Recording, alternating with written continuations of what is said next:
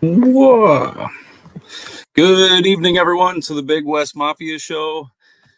It's just going to be me riding solo for a minute till I can get Becky with us, but Nate had a prior engagement, so we're going to be out of the frying pan into the fire. Just bear with me for one moment while I try and get my fantastic co-host back in with us. But yeah, this is our second week doing the Big West Mafia show, and we're happy to be part of the College Football Mafia family. We're going to be giving you our takes as West Coast fans heading into the Big Ten and Big Ten news at large. But of course, you're going to get the same dose of realignment talk and everything else that you expect on the show with some hot takes. And we're pretty excited to do the show. So just bear with me one particular moment because I can't do two things at once. And I will attempt to get my co-host in here. Alrighty.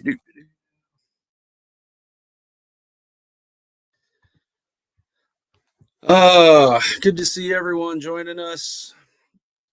Got Timothy Green was in here early, Buckshot Kid, Nathan Campbell, Glenn Lumen. Good morning from the Philippines, Glenn. You and Jan just spanning the globe for all of us out here. It's quite incredible. Oh goodness. But yeah, it's been quite a fun-filled week, both in the Western hemisphere of college football land, but also I'm really excited to dive right into NCAA 25 or whatever they're going to call this thing. I don't know about you guys out there, but it's been something I've been pretty excited about. And I don't know about you, but the realignment portion of it's always been exciting to me, and I'm hoping that's a feature we definitely get to see going forward. It's always kind of fun to do the dynasty mode and everything, but for us, we're realignment junkies. That's kind of what we're into. I want to see what it really looks like if we run it and blow up the ACC, keep the ACC, rebuild the Pac-12, put Texas and Oklahoma in the Pac-12 like they were supposed to back in the day. It's going to be really exciting to see that in a new format game. And I'm not sure if oh goodness, I apologize again, guys. I'm on the struggle bus trying to get this thing running. But yeah. All right. 3, 2, 1, redo. So for NCAA 25, I don't know if anyone saw kind of the release footage and the promos. We didn't really see any in-game footage, which I know I was personally excited for. I want to see how much they stray away from Madden. I was told they're possibly running a different game engine. I know Madden's been pretty buggy and people have had a lot of criticisms. I haven't played the last few more recent ones myself, but I definitely think obviously the particularly unique stuff about college football, you're building conferences, you're moving teams around, you can play dynasty mode. An exciting thing for me is it looks like they're going to be able to add FCS conferences. I saw Portland State and some other teams able to be featured. They put out press releases when the news dropped. So I will add in my lovely co-host, Becky. Go Huskies. What's going on, Becky? Hi. Another beautiful day. Thank you for joining us. I know you rushed here to get off work and get over to us. Sure did. Yeah. Yeah. So I was just leading off with the NCAA 25 news. I've been not the biggest gamer in the world, I must admit, but I always enjoyed playing Madden and the NCAA games, and I'm really hoping this new one lives up to the hype. You know, people have been it's almost built itself up so high. It has so much to live up to, and it's been more than a decade that I don't know if it'll reach that point, but we're all excited to see it. Wondering what your thoughts were about it. Yeah, I think I'm super excited for it. Let me just say, like 10 years of not having it, it's kind of an odd situation because you have like Madden and everything, and the only reason why it didn't it didn't go through is because the former players, not active players, sued. So it's like I don't really know what to say other than like let's do it, and I'm ready to just like change everything I can to make my team do whatever I want. Yeah. Are you curious to see if they'll give everyone the unlimited realignment? Because I know everyone as teams have moved around in the decade since, I think the last game restricted it to 16 team conferences, because back then we could never have fathomed a single conference going past 16 teams. So you have any interest if they show the tea leaves from Fox and ESPN and allow them to go to 24 or 32 team conferences? Yeah, I mean, if they're gonna let me do like a 20 team all person conference, like person mascots, so I'm gonna have like there you Seminoles, go, Irish, Utes, whatever. I'm gonna do it. Like, I want to create the all purple conference. I want to have fun with it. Like, you know what I mean? Like, I just want to have a ton of fun with it. It's whatever they'll let me do, I'm gonna do. And yeah, for sure. I'm hoping it takes like 3 hours for somebody to just hack it and let us all do whatever we want anyway. So. And I believe our someone lucky enough to be a special guest, an unexpected special guest, but he will bend this game until it absolutely breaks.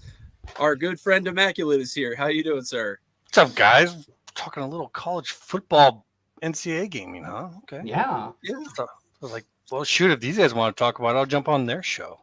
Yeah, before we get to it, Rock and Rant, thank you so much. It's a brand new show, and we're doing our best to put our foot in the fire, and I just appreciate you supporting us. All the money really does help. There's so much stuff on the back end you guys don't see that I have suddenly experienced, and it really does help. Thank you so much. But yeah, we're talking ESPN, and I know, Immaculate, you're the guy. You've been I don't want to reveal all your secrets we've discussed behind the scenes too much, but I know that you've been very much keeping an eye on this one. Well, there's a lot we'd like to do. I would like to do, and I'm trying to sell others on it in terms of with the community. And hearing you guys talking about this, I thought I'd come in and kind of see where both of you guys are at on this. I think that this is going to be pretty big. There's a lot of people in the industry that are looking to do this. I think you're going to see players become big into this, like what we see with the NFL, but probably even larger. The ability to kind of create your own school as well. I don't know if people are aware that that's likely going to be the case, but even for folks maybe come from a smaller school, they'll still be able to create their own school and even put it into the game. So there's a lot of opportunity with it, a lot of attempts to have fun. And I don't think what we're trying to do is just for people who are going to play the game. Now, we can't really go in too deep into this because we need to see information from EA about what's actually in here, mechanics, online capabilities, live capabilities, community capabilities, which they've alluded to, but we just don't have detail. But yeah, we're very much looking into, thanks, Moen. He's trying to get me drinking on here on a Monday night. But anyway, yeah, I think that there's just a lot of opportunity for fun. Realignment right now is hot and heavy. It's not always going to be. There's going to be some downtimes, and especially during those times, it'll give us something we can still do together. Think the Emperor putting his thumb out for you to say down or up.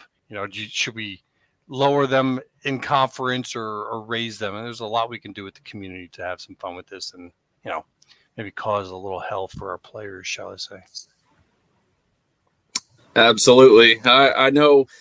As soon as the game comes out, there are people that'll try and push it to its absolute limit. And Becky, you'll get this reference. I can't wait to take Pierce County Community College all the way to beat Bama for the Natty. That'll be pretty sweet. Right? Like, if we can create teams, I'm telling you that, like, the Gooey Ducks, the mighty Gooey Ducks. Yeah, Evergreen State. Evergreen State are going to make an appearance on that game. Wildwood University. If they allow you to add like custom logos, and I'm assuming you might have some creative control over uniforms, but if they truly give you the ability to make it real to life accurate without infringing on copyright or close enough, like they do like NHL video game, they have kind of default generic looking logos and stuff, but you can get it pretty close to looking like some other real life teams. I was just talking to Becky about that, how much creative freedom they're going to give someone to not only build their own individual team, but realign conferences, because in the prior game, it limited you to 16 teams per conference. We couldn't even fathom a world where we went beyond that. Yeah, I think that was just because at the time, no one thought that you could really go bigger than that. You had divisions still, and there was no way to not have divisions in game. And going beyond 16 just makes like scheduling for that kind of hellacious. And they have to create all the mechanisms for that scheduling, in the game. So I think that they just limited it for that reason. But now we have some new scheduling models, and you're the expert on that. So, I think that there's a lot more capability for them to raise that cap. Previously, they wouldn't let you go down below 6 in a conference because that was the NCAA policy, and they were dealing with the NCAA. So for me, the big question isn't necessarily how many we can have, but how few. So now, without having the NCAA there, now is each conference going to say we don't want to see our conference disappear from the game, and we want to, an assurance that someone can't basically remove all schools from the conference. Otherwise, we're not going to give you the right to use any of our logos and such things. So that, to me, that's where I'm going. Is like, am I going to be able to, without saying any conference names, remove a conference by moving all of their schools out or not? Or do I have to somehow put 6 to 8 schools in every single conference, including the PAC? So we'll see how that goes. Yeah, I'm really curious if I can create a 2-team conference. Like, I'm really curious. Can I do a 2-team? Like, forget the 16 or 20 team. Can I do 2? They kind of have to. Amount. Yeah. They kind of have to. Like, it's going to exist in real life during that season that we're playing in the games. So, yeah, that in an interesting kind of way, like what you're alluding to, I think that in itself may have lowered the bar down to where they can stop us at. So we might be able to just remove conferences. We'll see. I'm also curious how quickly they'll update conferences if things change. Like the base game, like not because you can change it around, but like maybe having the base game, because they update like on Madden, they update like players get like player stats. Mm-hmm. They'll like their ratings update throughout the year, so you can have a guy who's like a 96 suddenly be a 98 or a 99 as the year goes. So I'm just curious if they're going to be doing that. I'm also curious if anybody will be rated a 99 on it, since it's actual players now. Well, since Caleb's going to be gone, he probably would have. I think Caleb would have been a 99. I think he's the only one that probably, outside of like a specialty guy, he might have been the only one that's, a 99. Maybe Daniels at LSU. Yeah, just because of athletic reasons. Yeah. I'm trying to think on defensive end. Like, is there any defensive player that is just so dominant? I don't know if there actually was one. Well, the Ohio State guys are telling us Caleb Downs is a 99. So Devondre Sweat was the Outland Trophy winner at Texas. Yeah, I'm sure they want him to be a 99. And much like the NFL, there will be guys who are 99 on paper and get the ratings all day, and then you plug them in and they don't work. Like, we're talking about professional guys in the NFL, and we've seen some of their meltdowns when they saw their ratings numbers, and we saw some of them swell with pride at their ratings numbers. Imagine what college kids, whom, not quite as mature, some of them are probably more mature than NFL players, but just in general, not as mature, when they see their numbers in that first year, when those come out, like the type of reactions that we're going to get could be quite a show. Yeah. Imagine the reaction you're going to get when, a 5-star comes out of high school and he's only doesn't start his freshman year. He's a redshirt, so he gets a mid-80s rating or a low 90s. It's just going to be another form of social media chip on the shoulder disrespect, in my opinion. My only concern, not that we're just totally down the rabbit hole as far as NIL. Is there a monetary value attached to their performance and their rating in the game? If they become like the Madden does the 99 club, they give them, a gold set of cleats, and like it's a special thing they do before the season for these professional players. And I'm sure there's a monetary portion that goes with it. Yeah. If we have that for college players, it's really just it's almost too much in an era of too much. I don't know. What do you think of that, Becky? I mean, they're all getting a base amount. Yeah, I think every player first gets year. exactly the same amount for the first $500, I do believe. Yeah, I think that's what it was. So they can give them free stuff like that now. They totally can. Like, before obviously it was just player number 99 or whatever. So I'm wondering if they'll give them a monetary like boost more so than anything. Especially like I can't imagine. Let's say the Heisman winner comes back next year, and with next year they get that money, and it's like, does that person get more money than everybody else, or does the cover person get more money than everybody else? Like they can actually put a cover person on there who's actually playing. They might have to do that. Like that's why we might see something like Saban on the cover, just so that they don't have that problem. Because I think that you're right that they probably will do more in the future. I just think in the beginning they don't know how much it's going to sell. They don't have numbers to go off of. But I think if this comes back as big as we think it's going to be, and with as much sales, I think they're going to have a lot to throw around. And they, like what you're talking about, they might do some things to try to get more activity from players. And basically it's kind of like a indirect inducement to talk about the game. So I think that there could be something in that regard. We'll see. Now, in terms of new recruits coming in their ratings, they really can't give them high ratings, though, right? Like even a 5-star when they come in, they're just still kind of mid, right? I mean, they're unproven. That's all the star ratings like mean. You're a freshman. Like you're not that good yet. I mean, we even saw that on Colorado. Like there was their big stud 5-star that came in, the new kid, and I think he was a cornerback, and he didn't even play.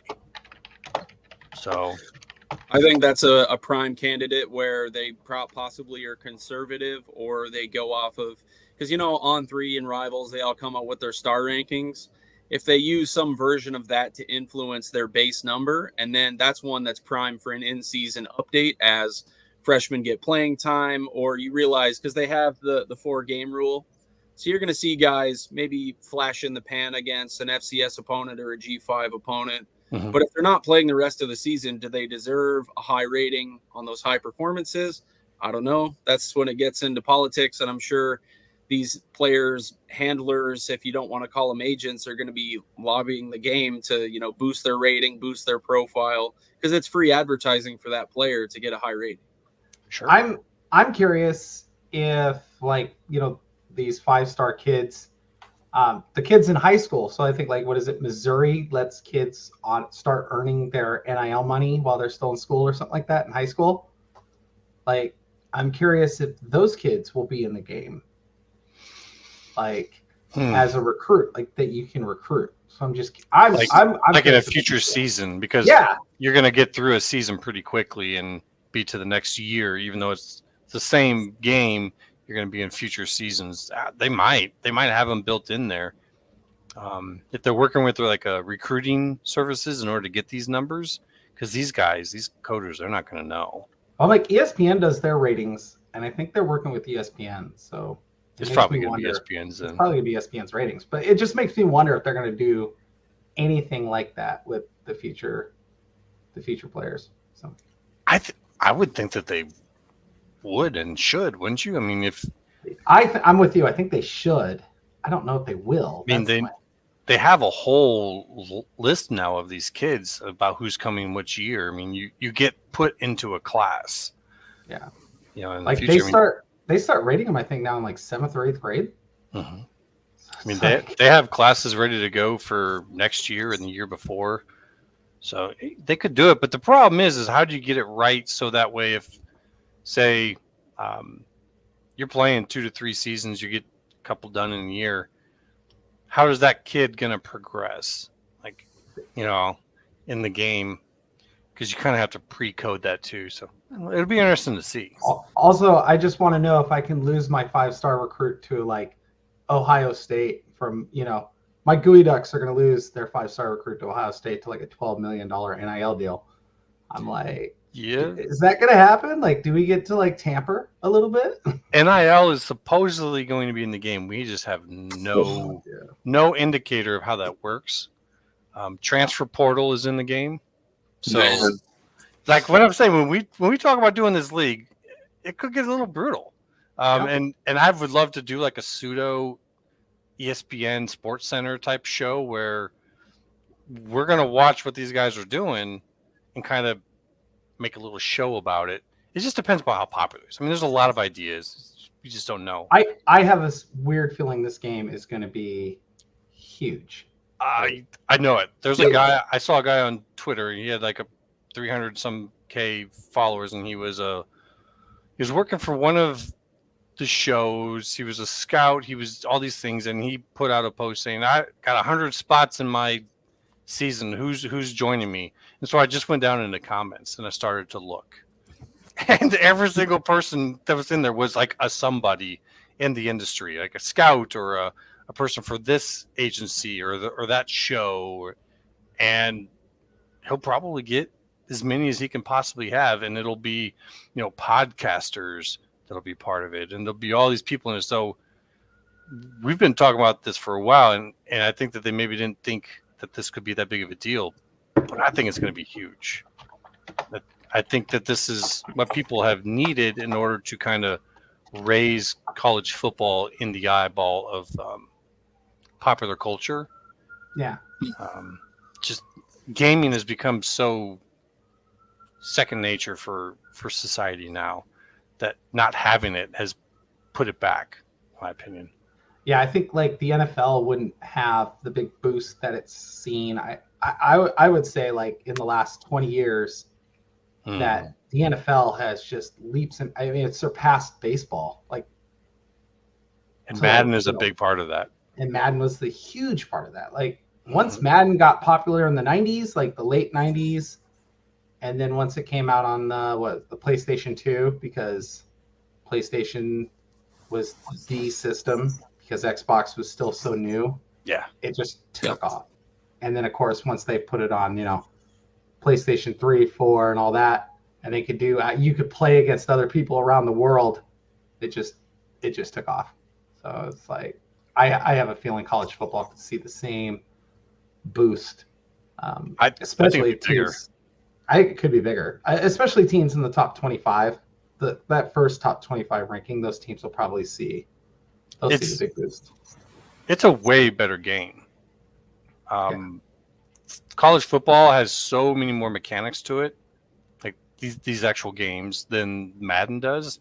In Madden, you'll have like trades and you'll have the draft, and whatever your training is. But college football, you got the weeks of recruiting.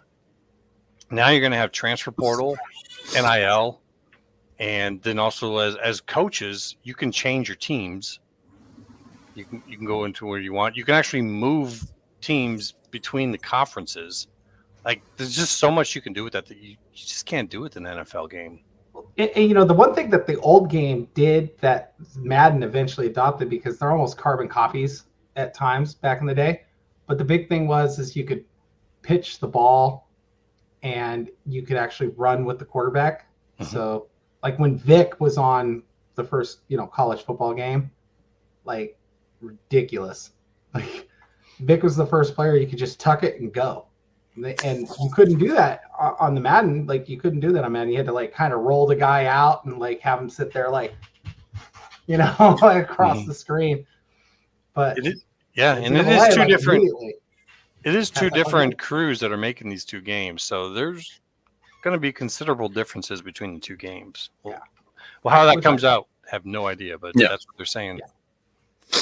I'm really curious. I think, like you're saying, there will be a ton of crossover with people who stream on Twitch and just play video games or FIFA. They might not actually watch the sport, but you'll get a lot of play from college football just in that.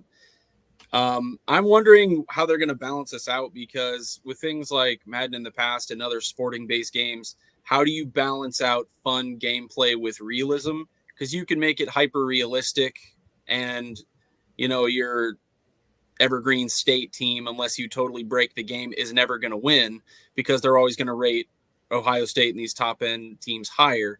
So do you balance realism, where it heavily favors the top teams, versus the ability, like in the dynasty mode that was always super popular, to take some nothing team or a team you made up and build them all the way to the top? I guess I'm curious what you guys think, if they'll lean into realism or game ability, for lack of a better word. I think it's going to be realism. I mean, they let you do 20 years of your dynasty back in the day. Is what I think it was. I never got to 20. Usually after 7 straight national titles, is like, all right, let's he's do kind of like, all right, new team. I need a challenge. We're gonna let it be Army this time. Pick the worst team in college football and be like, we're gonna do this. I used to play with the Cincinnati Bearcats back in the day because they had the best jerseys. I really like their jerseys, but yeah. I'm just hoping that they let you do something like that. You can play it for 100 years or something, or whatever, and just switch coaches and keep it going. You're going to have a limiter this time. Before, you would get on a roll. You'd be able to get all the recruits you wanted, and you just kind of get tired and switch over. But with NIL and transfer portaling, I think it's going to be a lot harder to take a small program like that and actually get bigger in the game as quickly, because you're going to lose players. You're going to lose depth. Yeah. You're going to lose depth. Yeah, you're going to lose players. And if they do it well, if they do, you're going to get some players and you're going to lose them. I'm just curious if I can lose players to your dynasties. You know what I mean? Another player can come in and recruit that's exactly what I'm saying. That would be fun. We're going to turn this into a gladiatorial event. Yeah. We're going to say, guys, go ahead and go after each other's players and just don't take it personally. Yeah, exactly. And if, you might have had a great team one season, in a committing league, and then you lose a bunch of your players and then you have a bad season, and we might just say, hey, you're getting dropped to the next conference down. Sorry. Yeah, if they allow me to institute a promotion relegation system, I will absolutely have fun with that. To tie it back into real life and NIL a little bit, there's been certain, I apologize for not having the link to the article handy, but there have been accusations, we'll say, of top-end programs essentially adding excessive depth by basically paying NIL for walk-ons, and it covers their entire scholarship. It's the monetary value of a full scholarship to the university. So I'm curious what you guys think of that, because I'm pretty. It doesn't take a lot of convincing for me to believe that that's happening, and I'm curious what you guys think was either the remedy to that, if we'll see it increase, and if it really does just keep funneling talent. It's almost back into an era when scholarship count was not a factor. I don't know. I hadn't heard about that. I am expecting when they get their governance from the NCAA. Remember, right now, as they're trying to pull governance from the NCAA, there is zero reason to make things run smoother. They want everything to be as chaotic as effing possible. So that makes the NCAA look bad. And then the moment they get their governance, they're going to come in and they're going to make a whole bunch of new rules and be like, see, look, under us, it's so much better. And we can do so much more things. So I do expect the NIL situation to have some clarity and to fix it up. And I haven't heard about that situation, but that sounds very problematic. So there's 2 things with it. I know, and I don't have to check on this rule, but back in the day, walk-ons weren't allowed to eat the food that the school provided on road trips. You had to buy that food. You had to pay for it if you were a walk-on. So there's a lot of rules to walk-ons that, you could be a walk-on and you're paying, the NIL might pay your for everything, but if you're not on scholarship, there are some things that they cannot do for you as well. Like, I mean, if you're not on scholarship, you're actually allowed, back in the day, you were allowed to work tons of hours, whereas scholarship guys could only work like 10 hours a week. So you weren't allowed like an actual job. So I'd have to look into it. I hadn't heard about it until you had mentioned something earlier, Pickles, but yeah, if I find the article for it, I will. It just sounds problematic. Like, I don't know if I can screen share. Because I mean, like, there's nothing stopping the school then from saying, "Hey, look, yeah, you get $3 million a year, to play quarterback, and I'm going to take your scholarship. You can because you can now just pay for the school out of your own, from that. I can take your scholarship and give it to someone else. You know what I mean? Like, it gets very problematic from that standpoint. Oh, I see what you're saying. Because I was trying to figure, I'm like, why wouldn't someone just transfer? Like, if you did that for a year and you were that good and they were willing to do that, why wouldn't you just transfer somewhere within where you could get your scholarship? But you're saying they're actually doing that to free up scholarships for, lack of a better term, lesser players. Yeah. Like, they're giving the best players as walk-on status and then sharing scholarships for lesser players to have more role players, so to speak, plug and play guys when you need them. Yeah. So like it's said there, it's like poaching G5 rosters. Like, you might find a star on a G5 who's like, great. Mm-hmm. But I mean, like, what's a scholarship cost at like, Notre Dame or Stanford or, like the really expensive schools, like the private schools versus the public. Like, I can see them doing that. Even with everything involved, I would still say it's not more than $100,000 a year. Yeah. Like, just for tuition, it's not even near that. But I'm saying for like incidental costs that also come with the scholarship. Yeah. It's like between room board and actual books, and then of course, class costs, like $100,000 doesn't seem out of the realm. No, and that's like at the high end school. For like a public, that's probably way over.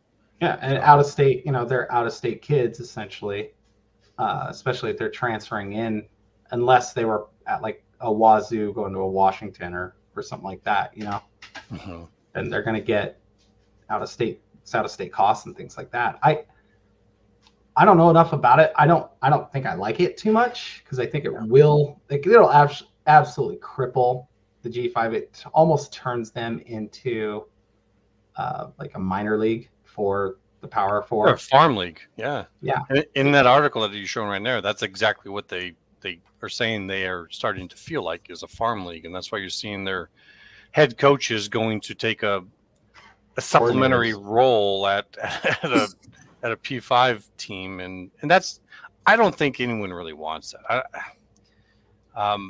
I personally think that the power schools need the G5 schools to work with them to pull governance from the NCAA. So they're going to have to give something for that. And I know people like G5 schools should just be happy they get to be around. I mean, you got to be realistic. Those G5 schools are going to do what's in their best interest. And if the P5s need their help to pull governance from the NCAA, they're going to say, what's in it for us? That's just, I don't think that this practice is going to last. I think you've even seen it to a degree. I want to say it was Georgia State's head coach just left. Mm-hmm. I apologize for not South knowing Carolina.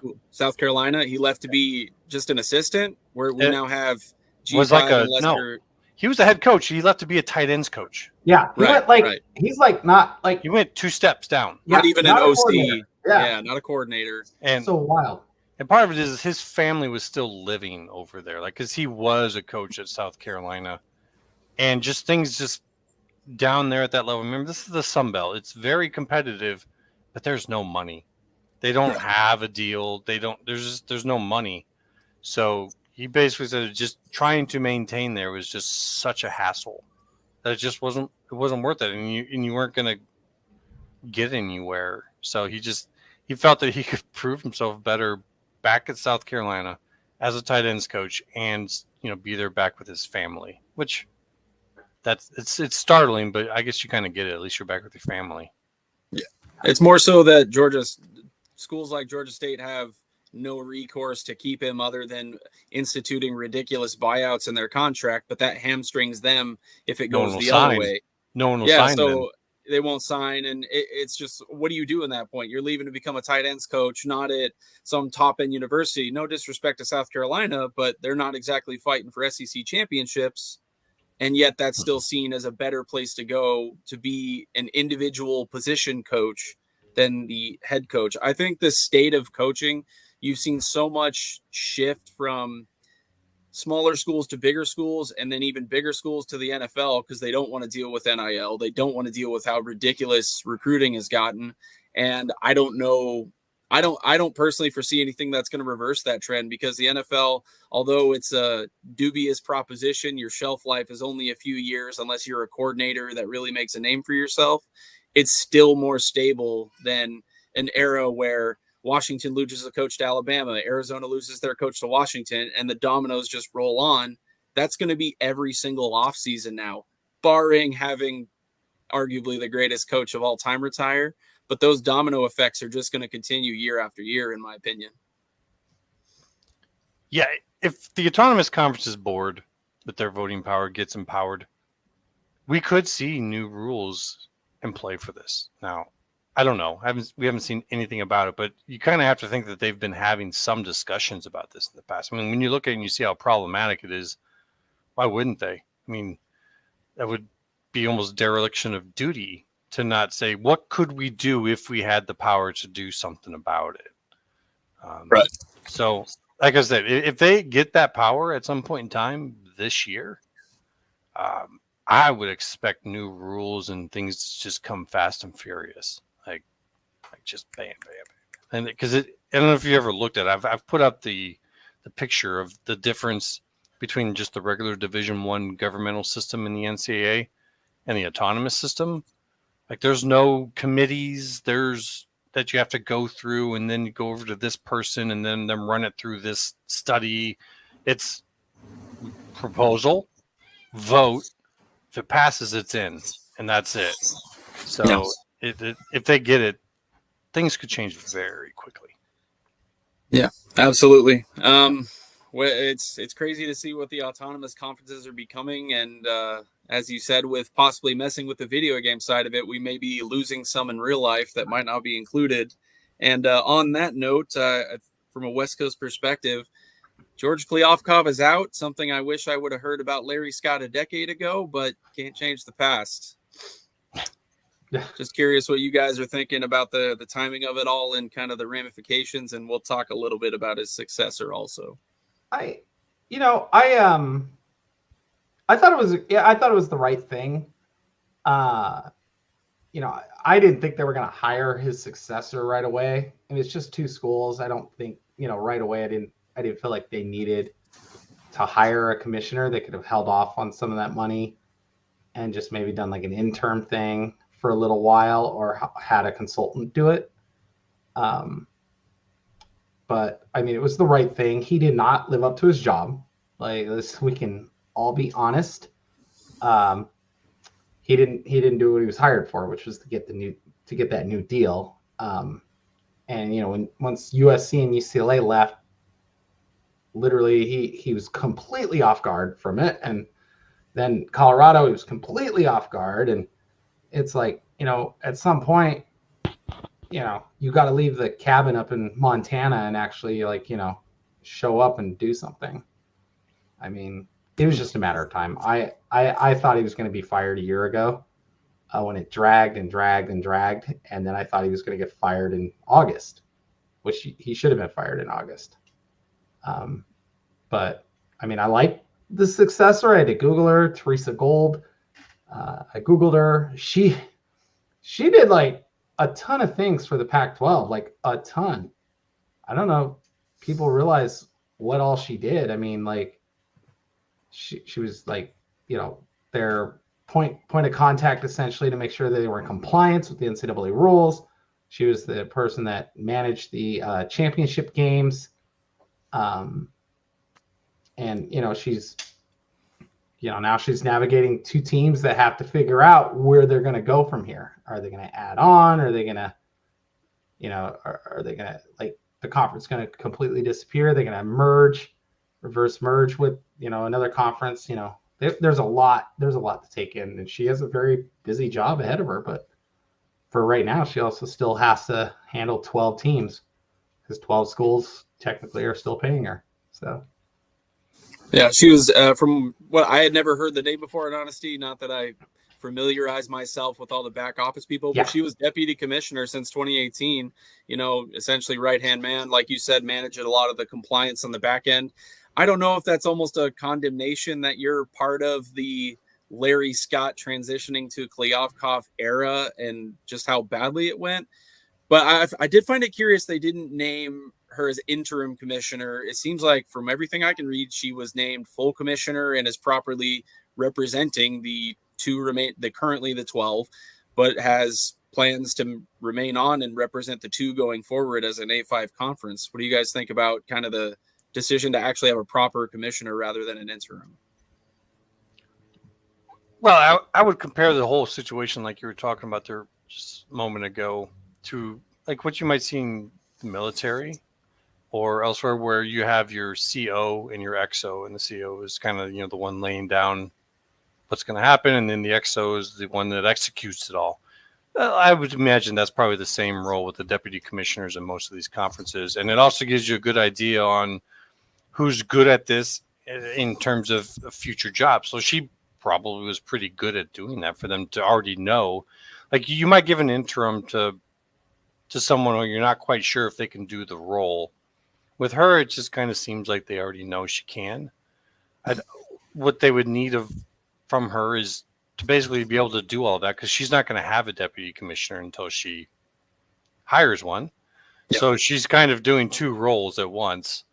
But also, we don't really know like what Kliavkoff was doing on the managers committee of the CFP. Maybe they did this real quick because they wanted to get someone in there on the managing side, because they seem to do the creating of the proposals for the board. Now, Schultz can be voting up on the top end, but they're not really creating the proposals. Whereas, so now, I mean, I'm assuming since they're the ones that hired her, she's pretty loyal to them at this point in time. So she's going to be working for them on that managers committee to maybe work some of these proposals. And maybe that's part of why now they're willing to say yes to one. I don't know. Just throwing that out there. But, it's going to be good on her resume. She's probably going to have to find another position in the future unless the pack survives. But I'm glad that she's getting that on her resume now. I definitely, it's possible. The only reason I could see her staying on is if she essentially takes over for the Mountain West commissioner and runs whatever's left of that. But that Kirk Schultz has made it very plain. He's trying to, fight his way into another conference, even though he's not saying that's the quiet part said out loud. He's trying to raise hell about it so that it's like, hey, if you just let me into a conference, I'll stop being a headache. I'll stop being a problem. I'll just go along, once we're secure back in the power conferences. Yeah, and if he has some other angle to use after 5+7, he might be willing to let 5+7 go. But he is pretty much boldly stated, like, our main objective is to be part of a Power 5 conference. And I think you could argue that even if they bring up a bunch of Mountain West teams or whatever, the pack is not going to be that forever. And so I absolutely think that he either wants the Big 12 or ACC. And that's her role now. So I think if she's willing to do that and accept that and help in that role, I don't see any reason to just give her an interim tag. I mean, you got someone who's willing to do that for you, knowing that they're basically working themselves out of a job. You just got to give them full power. Yeah, absolutely. And this is going to be Wazoo and Oregon State fans. We're just having a little fun, even though this really happened. But this is a little personal vindication. Turns out that Washington State and Oregon State, as much as they tried to say they were ride or die with the Pac-12, they were trying to find lifeboats the same time everyone else was. They were just unsuccessful. And I kind of somewhat agree with this sentiment. I'm going to put my Husky hat on for a second. I will also be accepting apologies from Coug and Beeve fans. Not really. I mean, it made sense. Everyone was trying to find a home. The ship was sinking. And I understand that the best look for them as the remaining powers is to say, yeah, we were in it to the end and you all quit on us. But we now find out that isn't the truth. Yeah, it's, put my Husky hat on here. Yeah, you weren't above like you said you were. Like, they really came across like a little pompous. Like, we would never do that to you guys. You guys are traitors. You were literally doing the exact same thing everybody else was doing. Everybody tried to tell you were. You didn't want to listen to it. Well, yeah. I mean, July 30th, I think that was before Colorado left. Like, they had a conversation with Virginia before Colorado left. Like a day, like a few days, a day or two before. Like, at some point, everybody knew the writing was on the wall. Everybody knew it. And, they just, like you said, Pickles, they just weren't successful. And that's not, and my whole thing with all of this and all of this time has been, why is that everybody else's problem?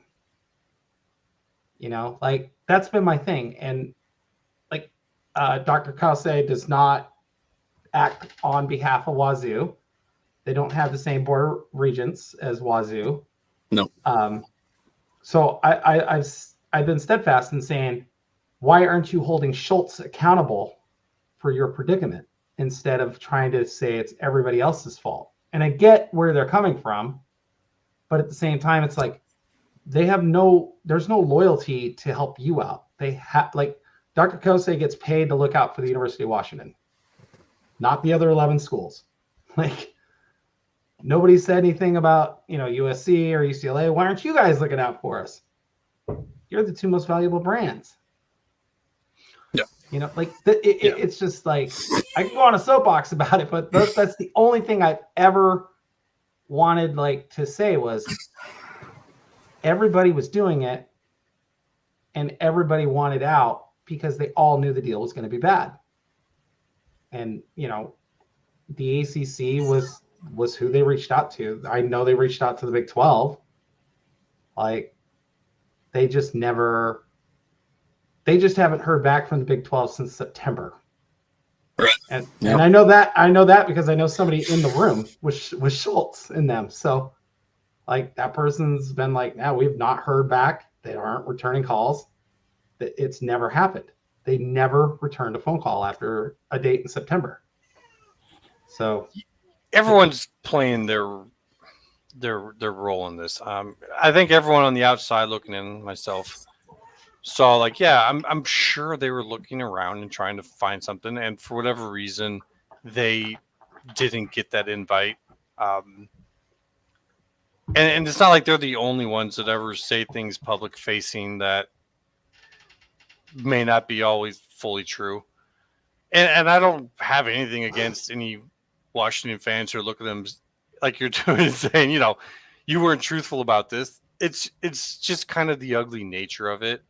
And this is by no means the first time that a situation like this has happened. I mean, some of the dragouts after some of the Big East moves were absolutely brutal. We just didn't have as easy ways to see it online through social media, but it was there. It was in forums. It was there was some serious stuff going back around and all around there. So it's just unfortunate that this is the reality of how realignment consolidation works, and they were doing what was in their best interest. Everyone was. So I do hope they get something in the future, whether it's with the Big 12. I kind of only think that'll happen with the Big 12 if some other Big 12 schools get picked up.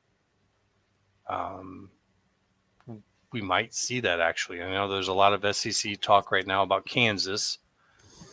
We got someone in your chat right now who's talked about that a lot with Jamie. Yeah. And we saw some other SEC folks just earlier tonight on another show talking about that as well. I think people are definitely broadening their horizons for what they thought was possible, because it's pretty unprecedented what we've seen before. Tying back into your thing with the ACC Immaculate, I know you've been kind of our go-to guy on what's happening over there. In a private message on August 5th, produced in Discovery, Wazoo President Kirk Schultz proposed to President Murphy and the leaders of Stanford and Cal that all 4 schools join the Big 12. The part that is interesting to me is that it's produced in Discovery, and I immediately thought, oh, ACC, and the fact that it sounds like they're trying to strike a backdoor bargain with Florida State because they don't want all their laundry aired out. Because it's not necessarily a big deal in the end, but it's a bad look for Washington State and Oregon State that they've been saying, oh, we were, Pac-12 until the very end. And now it finds out, no, you were hedging your bets just like everyone else. And that's fine, but be upfront about it. I don't think the ACC wants that kind of laundry where we find out, that, what was it, the Magnificent Seven, that we find out exactly who they were and exactly what was said about leaving or not leaving. Oh, real quick. Yep, absolutely. Yep. Real quick. Thank you so much, Ryan. At 5 gifted memberships.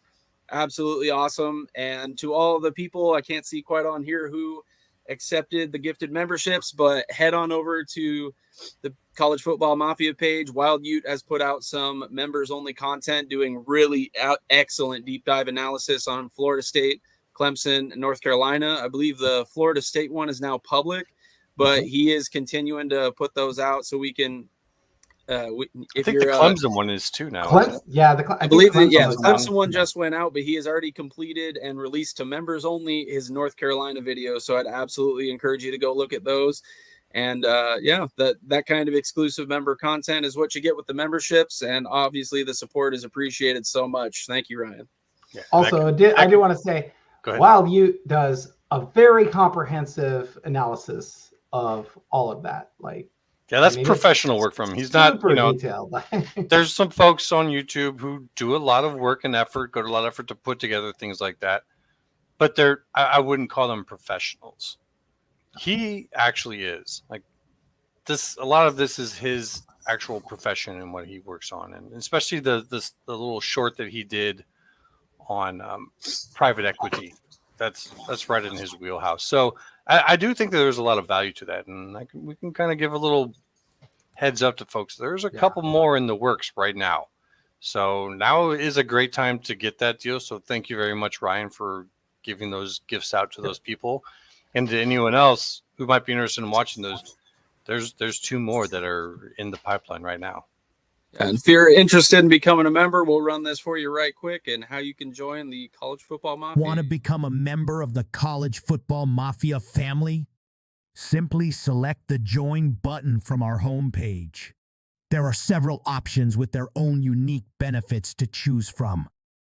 You can also set yourself to auto-accept gifted membership by selecting the gift settings options as shown. All righty. Oh, goodness. Time flies when you're having fun, everybody. I certainly tell you that, because I got a lot more topics and certainly not enough time to get through them. But I think we'll hit the highlights here. One for me and Becky, you brought this up. I know it's something you wanted to go over, is the Pac-12 bowl affiliations and how that monstrosity is going to hold together going forward. Yeah. So as everybody knows, Pac-12 has their bowl allotments.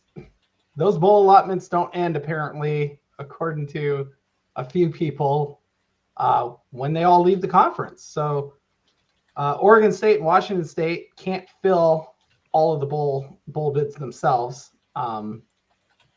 So we could weirdly see an Alamo Bowl between Utah and BYU, or like Arizona and Oklahoma State. We could see a Las Vegas Bowl between like Washington and Wisconsin, or we might see that for a few years. We may see some conference bowl games, which is kind of weird, but it's a necessary evil until those contracts are up, because none of those schools want to get sued for breaching that. They all remember what happened with UCLA. Yeah. when they missed and skipped a bowl and the costs with just that one bowl. Imagine all of these bowls for was it for 1 year or is it for 2 years? 2024 and 25. Yeah, from Brett McMurphy here. Alamo so Bowl, brutal. Vegas, Holiday, Sun, LA Bowl, and Independence Bowl. And as far, am I correct? And that's the duration of the current CFP contracts. Does that include the bowl affiliations tied into that? Yes. And the rotation? Okay, that would make sense. That would break your schools. Like, there's just nothing to do about this. This just has to happen, and it's going to be weird and awkward at times. And it's bowl games, so it's like whatever. But still, it's kind of sad because I know for you guys coming in, I'm sure you would like to represent the Big Ten in a bowl against someone else and have that win count as a win for the Big Ten. And I don't know. It is what it is. We'll just have to deal with it. I'm like, part of me is, makes me wonder if the actual schools have to do it, or if maybe they can work it out where just the conference fills that bowl. Well, if you only have 2 teams in your conference, and maybe but it's 6 bowls, so technically just 3 Big Ten, 3 Big 12. Well, this isn't something that McMurphy pointed out later in the article. With something like the Alamo Bowl, that is Pac-12, Big 12. You could possibly have a conference rematch if it's one of the outgoing schools selected. And I'm curious if the TV networks would go out of their way to bend them so you don't have rematches. But the Alamo Bowl and the Holiday Bowl, I'm not certain about the affiliations with the other ones off top of mind. But the Holiday Bowl was traditionally Big 10, Pac-12, a lesser down selection than the Rose Bowl. There was a really famous Holiday Bowl for Huskies. It was UW playing Nebraska, and we finally beat them and won a bowl game for the first time in forever. If that's, that's a conference rematch if you get that again. So I'm curious if they, like I said, if the TV selectors know that putting a conference game, especially if they've played already in the regular season, if they go out of their way to select someone else.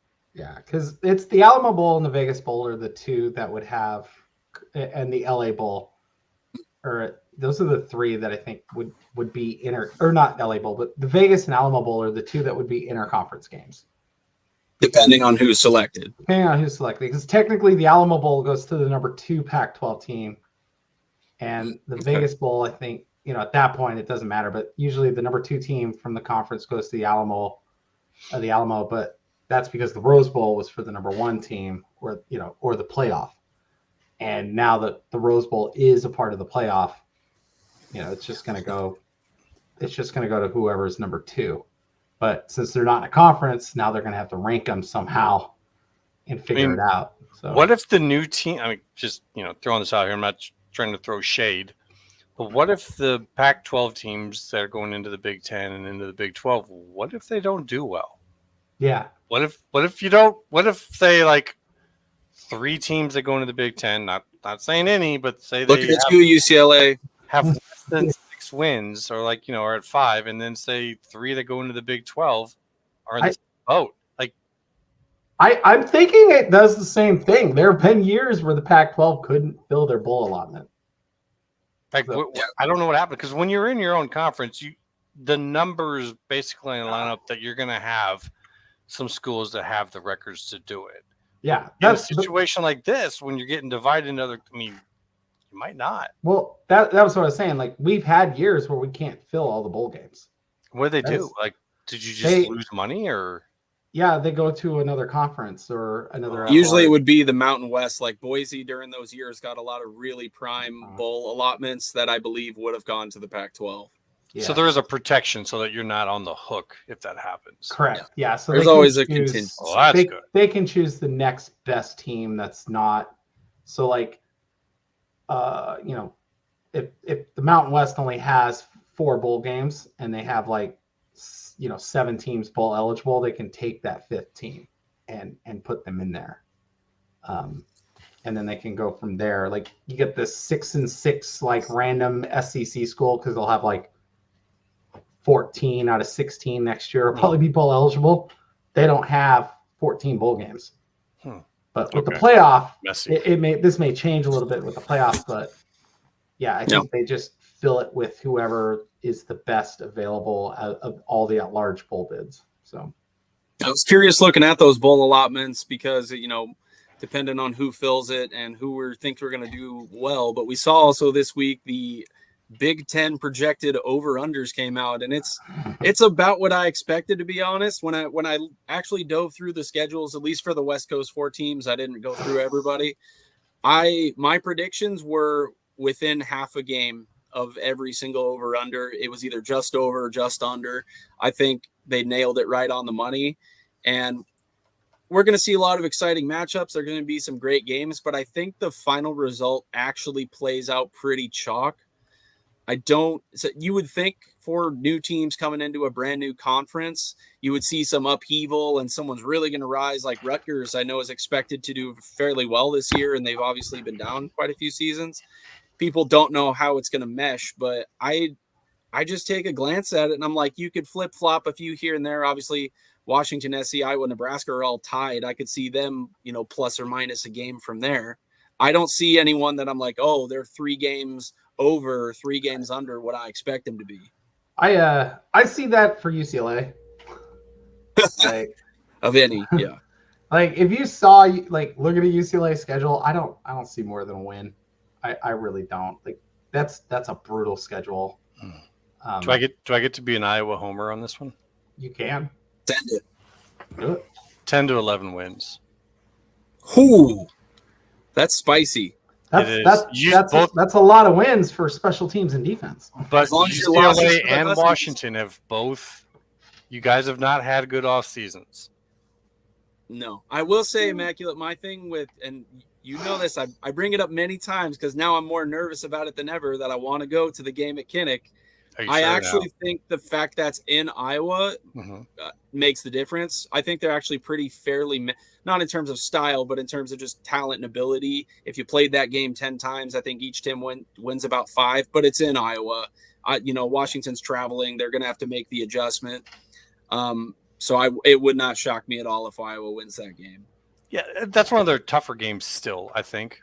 But Washington has really taken it on the chin in the offseason. And we'll see what it comes of it. It's one of those where it could end up being a lot better than we know. But it could also be one where this first year coaches coming in, it's generally always difficult to kind of get your new setup going with your players who maybe were used to playing a different way, different plays, different schemes. Trying to get that set up can be tough. And then once you guys lost a lot of starters. I mean, 8 of the 11 on offense went to the NFL. Yeah, I mean, it was a very good offense. Yeah, and that's not even including 13 guys are going to the combine. And only one of our defenders decided to go on to the NFL. Like they all came back. Like that defense could be one for the ages this coming year. I'm just saying. Like most people didn't really look at that much. But yeah, I think that service, whoever is doing those numbers for the betting, I'm just glad we're getting Iowa a week after Ohio State. So yeah, that's true. That's true. I mean, that's one heck of a back. I just had to peer over it to really see if it really looks like it'll line up for you. Because as you guys know, it's not only who you play, but where you play them. And that back-to-back at Columbus, at Washington. I understand if you say they're taking the – I mean – but it's at Columbus and then at home. Yeah. Yeah. And so the game was at home. Ohio State's a definite loss. But, I mean, when you go through the rest of it, we've got Wisconsin at home. You and all your darn rivalries. I mean, there's very few rotating matchups in your schedule. It's kind of in their favor. I'm not going to lie. And so there's one sure loss there, and then there's some games that could go either way. I think you split between Maryland and Nebraska. It's late in the season, and I think they're both going to be improved. Maryland was not a bad team last year. Here's the thing: if this new offensive coordinator just has a mediocre offense, I don't see why what happened last year isn't possible and more. Like just a mediocre offense that gives your defense a reasonable break.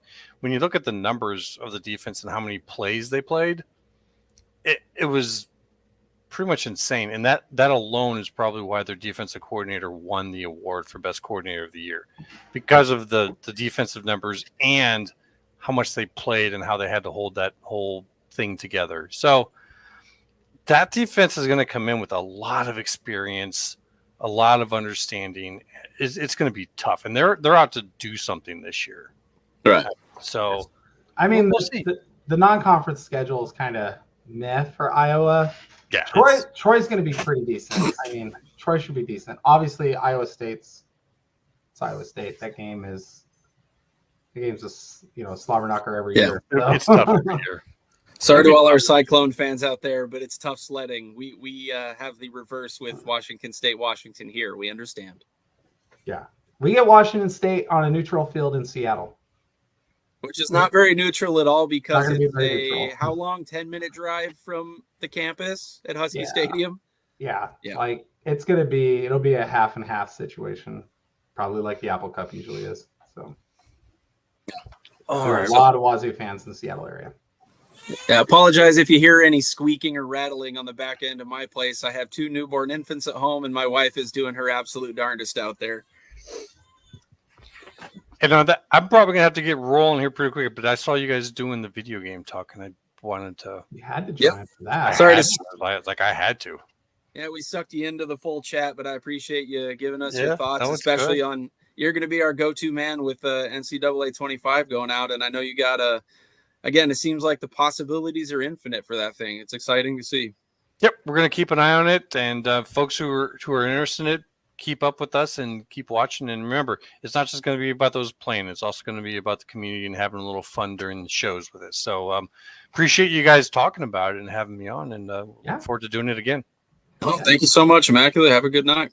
Thank you. Have a good night. All right. Well, now that the adults are out of the room, Yeah. Real quick, I appreciate him jumping on. We did not have any notification that he was going to be here for us, so he's definitely been our go-to guy.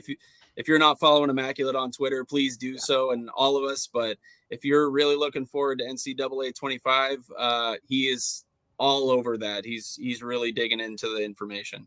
Yeah, I'm definitely looking forward to it. That was fun. I was like, man, we spent a lot of time on it, but a lot to delve into with that. Definitely. I don't know. I think we've covered the majority. I'm just referencing my show notes. I'm trying not to trip over myself. Becky, I think there was stuff about spring practice dates. I hadn't seen anything about this, but I think you were real interested in them coming up, especially because the spring portal is going to open alongside it. Correct. So the spring portal will open during the spring practices. But yeah, like USC starts like March 4th, I believe. UW starts March 6th. Oregon starts around March 18th, and then UCLA, because they just had to hire a new coach, doesn't start until April. And they'll all be about 30 days that they get to practice. And then after, I think at some point in April is actually when the portal opens for spring portal. So if I got that right, would they all be complete with their spring practice, spring games by the time the spring portal opens, or was there a possibility there'd be some overlap? UCLA will be the one that's not. Really? Okay. Yeah, you're allowed, I think, 20 practices total, and that includes the spring game. So they usually try to stretch it out over the course of a month. But I think it's not going to start till May, probably because UCLA has got the latest spring start date that I've seen, and they haven't even announced their spring game date. Like, they just haven't done it. Yeah, there was talk about Jed Fish pushing it back to the absolute limit because, and I'm sure UCLA, they're obviously given a little bit of leeway because it's been far more recent. But there was talk about whether coaches who transition or programs that transition coaches in the off season should be allowed to push their spring game back, because Washington right now, I know they'll get it sorted out, but you want those bodies in, especially we're short on scholarships on the offensive line. You want those bodies in to get practice, get reps, and then you make more or less your final roster determinations over the summer, whether guys are transferring out before the fall and so on. Oregon has kind of the opposite problem. They got 92 scholarships and 85 spots by my last count. And they're going to have to address that. The NCAA is pretty much a joke at this point, but they've certainly been enforcing scholarship limits. So, and UCLA, I just wonder how that's going to all shake out. UCLA is still in their 30-day window for transferring with the coach leaving. So much going on, and USC is just kind of hanging out there like, oh yeah, we're good. Yeah, they're doing the beach cruiser, Pete Carroll sitting on a lawn chair in the sand kind of thing. Just la-di-da, life's great. And they didn't even go out and get a quarterback in the portal. They're like, no, we're good. We've got a guy who threw 6 touchdowns or whatever in a bowl game. So, they got that Moss kid, right? But yeah, I don't know if he's as good a Moss as a quarterback as Randy Moss was a receiver. They might have something, but he was a backup for a reason, and they let Ohio State come take their other guy. And it's very, very interesting how that all transpired, because they were convinced forever that they were going to land Howard. The bowl game comes around and they're like, nope, we got a quarterback. We're all good. Yeah. I thought they were going to go at least get some depth for their defense. I mean, they just hired a new coordinator. I would assume, that he's looked at the roster and been like, you know what, I'm not a big fan of these position groups. We need to get better there. But they didn't do any of that either. They just kind of stayed pretty pat. I mean, they got a few guys, but not a Bear Alexander like last year. Yeah. As we get closer post spring games and spring portal, I really want to do a show where maybe we dedicate the majority of it to just diving over rosters. I don't know about you. I definitely like to get into the weeds, and I have to say I have not done a lot of research on Oregon's roster, but it's definitely Oregon's roster is Oregon's roster is good. Like they're gonna be ridiculous. Like any real Husky fan will tell you, Oregon is a very good team. They're a very good program. We're making no bones about it. I just hope we beat them every year. Yeah, it's I mean, it's one of those things where it's like, okay, they don't have a counterpart in the Big Ten outside of Ohio State right now. They just don't. Like they don't have it. Maybe USC, Michigan, and Penn State, but Penn State's getting a new offensive coordinator, so we'll see on them. Iowa's got a great defense, but I don't think they play Iowa. So it's kind of they're playing Ohio State at home, so they're going to be really, really good. Like I will be utterly shocked if they don't make the playoff. So the playoff for sure. I've seen many do the comparison between the Ohio State-Oregon game basically being a mirror image of the Washington-Oregon game from this past year, where it's fairly early in the season. I think it's week 5 or 6, something like that. And you're going to see two heavyweights battle it out. And it really doesn't look like there's anyone else to stop one another. I have Oregon winning 10. It wouldn't shock me if they won 11. But I really don't see a scenario where it's not, barring injuries, barring craziness, and et cetera, I don't see where it's not Ohio State, Oregon playing for the championship. I don't see anyone that can match them, because there's plenty of teams that can match them defensively in the Big Ten for sure. Iowa's right up there. They're one of the few teams I would actually take money to hold Oregon under 30, possibly 20, which would be a bad day for Iowa, but holding Oregon's offense under 20 is really good. I don't think they can score with them enough. I don't think they can hang. And like the only one that's an outlier is Michigan, because they're breaking in a new quarterback, new head coach. They lost a lot of dudes to the NFL themselves. They didn't lose anybody really to the transfer portal, but they did lose their starting safety. He is in the portal. So yeah, I drink to Immaculate's confidence on Iowa. He's going to ride or die with his Hawkeyes. He's like, we're gonna do it. I mean, they just hired Chip Kelly, who's a better coordinator than a head coach. So it's gonna be. Yeah, there's no doubt. My thoughts on Chip Kelly are much mixed, but I think you can give any competent offensive mind Ohio State's roster, and they're gonna do something with it. So yeah. I don't know if you had a ton of final thoughts. I think we're gonna run out of time to really dive into CFP extension, Paramount and Comcast and FSU, but we'll leave that to the big boys on the other side because they definitely cover the TV news more than we had. But just if you want to share a quick thought on any of them. Yeah, I think, real quick, I think we could talk a little bit about Washington and Oregon probably getting a lot of Friday games. I think that's going to happen. I think we can touch on that for a few minutes here. Yeah. As far as the other stuff, it's like that, that's going to be, all the, like the FSU thing. That is crazy. The CFP not actually being extended. That's a whole show in itself. Right. But I think I would really like to talk about the Friday night thing because that's going to be a thing. I think a lot of Washington and Oregon's games they're going to be on Friday. Like they're going to be on a Friday night. They're going to kick off at like 5 p.m. Pacific on a Friday, and hey, it sucks to be you guys, but that's life. So and maybe even like earlier, like could be 4:30 or 4 o'clock on a Friday. You think the LA schools are going to get the special pat on the head treatment where they don't play Fridays? They already are.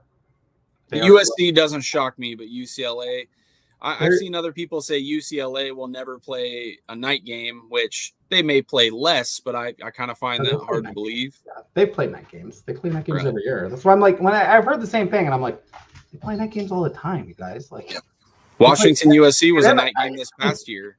Yeah. Washington UCLA played on a Friday night in the Rose Bowl last year. Like, they play Friday night games. They played Stanford on Friday nights before. Yeah. They're just and there's earlier. Yeah, and the Big Ten contract has enough.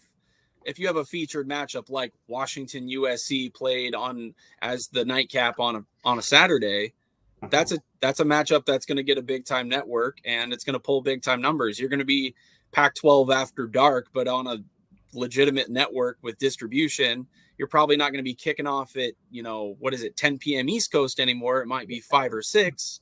It'll be a reasonable primetime window, but you'll still be that late game. Yeah, it's going to be a game. Like it's going to be a night game. It'll be 8 o'clock Eastern, 7:30 Eastern on a Friday night. Like, sucks. Traffic is already brutal here in Seattle. And then you add in that and most likely a Mariner game at the same time. There's definitely a lot of overlap. A Kraken game, Mariner game, or concerts, all of that. Maybe even like a Sounders match, which people don't realize, it's 45, 50,000 people at a game. So, it's just going to be, it'll suck. And then anybody who doesn't know, they're doing construction on the freeway right by the stadium on 520. So, add all that in. It's not, like a rush hour. That's brutal. Yeah, I think they might draw the short end of the stick in that way. I'm curious, do you think you're going to see a lot of Washington, Indiana, Washington, not singling out these teams, just saying it is what it is, but you're going to see. You won't see Penn. Yeah, you're not going to see Penn State. You're not going to see Ohio State. You're going to see Michigan. You're not going to see USC on Friday. I wish they would lean into that Friday window because I know it's big noon, it's Saturday, you're getting your stack of games, but you're also going head to head with every other person on a Saturday. And thankfully with the realignment, I think it actually affords you enough good matchups. You could make that Friday game more featured. Is it going to favor the West Coast teams? Are the new guys going to have to take on some of that, burden of playing on a Friday? Yeah. But you really highlight it, you really promote it, it kind of becomes a featured thing. And I think like even FSU fans, they probably won't want to hear it. If FSU join the Big Ten, they're going to be on Friday nights. Like that's where they're going to get put. Like, you think that one is less likely just because they're going to be in the Eastern time zone? Because I don't know how a 8 p.m. Eastern start on a Friday would. They're still going to draw their own. Well, it's still fine. No, they still do those games. Those games still happen. But they'll just have to draw that short end of that stick because they're the newest member of the conference. Like if they're joining the conference, that means they see value in them, obviously, but they also go, we have time slots to fill. Someone's got to fill those time slots. That's how Washington and Oregon got in the Big Ten. Fox paid for it. Yeah, absolutely. Peacock and, NBC and Paramount, and they all paid for this. So there's a reason for it. They want they want the two schools for Friday nights probably. And I don't see that changing just because you're Florida State or North Carolina or, Clemson. Like, you're coming in, it's the middle of a TV deal. You're going to be, I think you're just going to be stuck with it. Like, right. The time slots are already spoken for, but now you're putting a higher average quality of matchup on it. It makes absolute sense to me. I'm curious to what some of our Big Ten friends in the chat are. I'm personally excited, just as a newbie coming in, to not see a permanent rotation of Ohio State or Michigan as the big noon game every single week. Was it Michigan? It was just a Michigan home game. It was just Michigan. Yeah, it was just the Michigan, Fox Michigan network, Fox Michigan. Yeah, it was basically Notre Dame's deal, but for Michigan. And I get it. Huge national brand, huge ratings. They're going to put on the ratings machine. But hopefully one of the West Coast teams, Oregon, Washington even, is decent enough that you get some rotation, you get some variety. And the big noon isn't just going to be, a bunch of Ohio State and Michigan fans yelling at each other before the game. Because, ESPN has never turned game day into the Alabama show. All these years that Alabama's been great, they're not featured. It's been the SEC show, but which is fair. Like they they're going to invest a ton of money into that. Like, but I think it'll be like a 90% of the time they'll be at a Big Ten school versus 10% of the time they'll be at a Big 12 school. So, yeah, I'm with Ryan. Nobody likes Friday night games. Nobody likes them, but you got to understand we come from a different frame of reference of Pac-12 after dark, 7 p.m. Pacific, 10 p.m. Eastern on a Saturday when only Pac fans who can actually get the network and degenerate gamblers are watching. Yes. The terrible thing is that we've tried to tell the rest of the country, and any Pac fan will tell you, some of the best football games in existence were played on Pac-12 after dark when no one was watching. They were insane games that made no sense. Yeah. Was the UCLA Wazoo game that was like Wazoo was up by like 50 or something like that and lost? Yep. Yeah, they were up by multiple scores and lost. We've had games where there's like 5 lead changes or turnovers in the last 10 minutes, just insane stuff. Oregon being like the number 2 team in the nation, going down to ASU, playing at night and walking out without their quarterback because he got hurt and with a loss. It's like, I mean, growing up a Husky fan, watched it in the stadium, Arizona, their quarterback did a backflip into the end zone, essentially. Like he got hit into the end zone. Like you don't see doing that at like they don't do that on afternoon games. That's what's safe for the wackiness. Big Ten after dark is probably going to end up being a thing. It's just going to be because these 4 schools are. Yep. And it's probably going to be Big 12 after dark too, because maybe a little ACC after dark. Because those schools are all a little bit cursed. Yeah, if we think we have it bad, Stanford and Cal are going to be living in darkness, and that's fine because nobody from the state watches them anyway. Yeah, I mean, like the good thing is like Wazoo and Oregon State. The best part is they can probably choose whatever time they want to be on TV. Yeah, definitely. A Friday game, they don't have to do a night game. If they don't want to do night games, they're going to have to unless the networks are like, oh yeah, we need you to fill this time slot, but. There's a secondary benefit to it. That's for sure. There's some benefits to it. Like as long as I don't know what's going to happen with the Pac-12 network, but if the Pac-12 network sticks around, like, yeah, you're never going to have to be. You can choose your own game time. So thank you guys. We're slowly rolling up on an hour and a half, which I think our show will typically we'll do at least an hour. If we got a lot to talk about, and everything, and Immaculate came on, we have a guest, we can really pick his brain about stuff. It might run a little longer to an hour and a half. I appreciate everyone stopping by, all our members. I'm sorry. Normally we'll be able to get to a little bit more questions and comments, but as you saw from the beginning of this stream, I was just trying to get everything up running and as smooth as I could. So thank you for sticking with us while I take my first dive into the deep end on running a show. And Becky, if you have anything, any last final thoughts on our way out? Yeah, Tony just asked if there will be Big Ten 10 p.m. Eastern kickoffs. Yes, you see these 4 schools we talk about?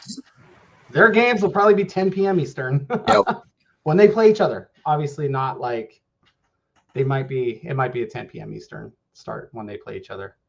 Yeah, anyone on Central Time, I don't know if Nebraska is in Central or Mountain Time. I would assume Central. Well, they're Central. Like part of the state, I think, is Mountain, but I think Omaha is Central. But yeah, I think Central and Eastern Time, folks, like, no, like they'll be. Yeah, they're the only ones I would assume would be in danger. Our East Coast time folks, you're going to be spared playing at 10 p.m. Maybe. You want to be I'll tell you what, you don't want to play night games, get good quick. If you're a good team, you won't be playing night games from the East Coast. Yeah, I think, nobody wants to be, if Vanderbilt was in our conference, like it would be Vanderbilt playing at 10 p.m. Eastern against us.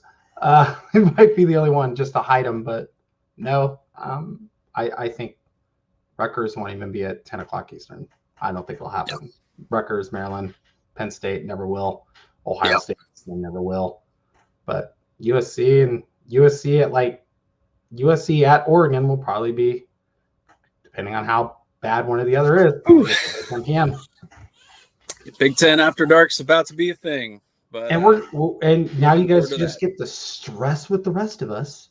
Yeah. But I will say this: the best part about all this is we don't have to go down to the desert and do those games after dark, because that's a Big 12 problem now. Good luck down there, folks, because weird things happen in Tempe and Tucson when the sun goes down.